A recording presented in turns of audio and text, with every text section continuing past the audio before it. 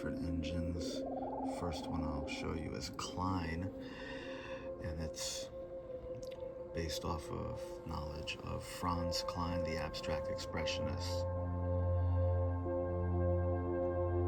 So you're able to paint with the large-ass paintbrush that he painted with. And there's also miniature tools like go in and reverse it, and a nice little clear all. Is it shape and form? I believe, yeah, change the stroke weight.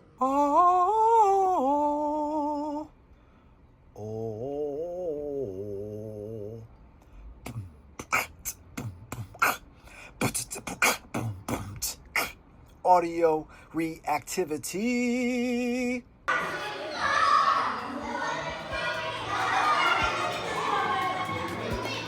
Yes, we're at the Super Saturday program. This young lady is testing out my new beta generative art making app. But what is AI? So AI stands for artificial intelligence, and basically it's the computer helping us to do the things that we want to get done. And what's your name, little man?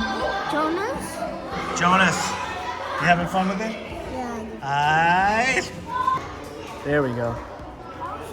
So go ahead, go ahead, you do it.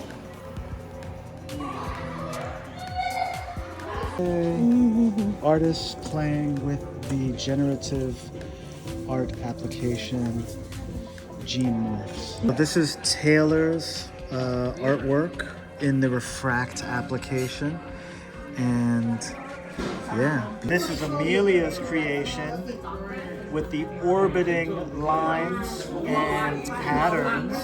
Very cool. Now do some more stuff to it. Yeah, if you change the color, then the colors of the lines change. Very good, Amelia. And then let's do some purple. Yeah.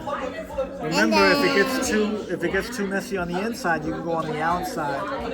Mm-hmm. Yeah. And then now I'm done.